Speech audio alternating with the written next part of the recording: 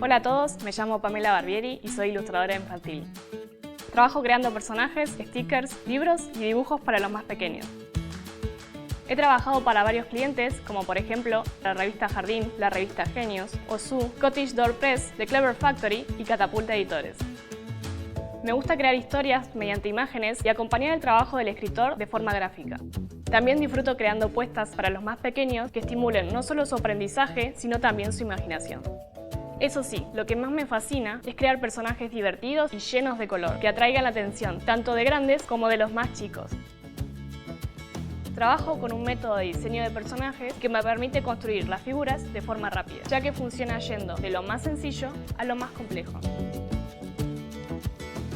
En este curso de doméstica trabajaremos juntos en la creación de una ilustración de principio a fin y conoceremos los distintos tipos de targets que existen dentro del mercado infantil.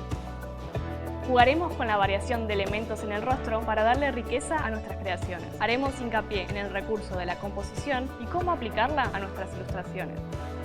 También estudiaremos las distintas partes de un brief para poder resolver un encargo de manera profesional. Podremos enfrentarnos a crear nuestro proyecto, que será una ilustración infantil a doble página. Comenzaremos viendo mis influencias y los distintos artistas que me inspiran.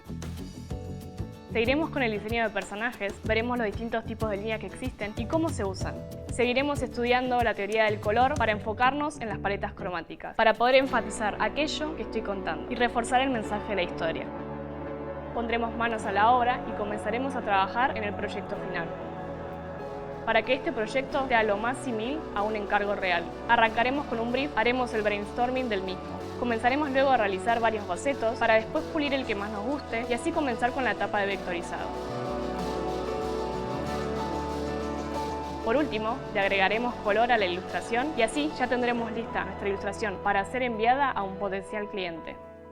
Como extra, finalmente hablaremos de cómo trabajar como artista independiente. Les contaré cómo desarrollar su portfolio y si es conveniente o no trabajar con un agente. Para realizar este curso necesitaremos hojas, lápices, conocimientos básicos en Adobe Photoshop e Illustrator, pero sobre todo muchas ganas de divertirse. Este curso va dirigido a diseñadores gráficos, profesionales del dibujo y estudiantes, interesados en sumergirse en el mágico mundo de la ilustración infantil.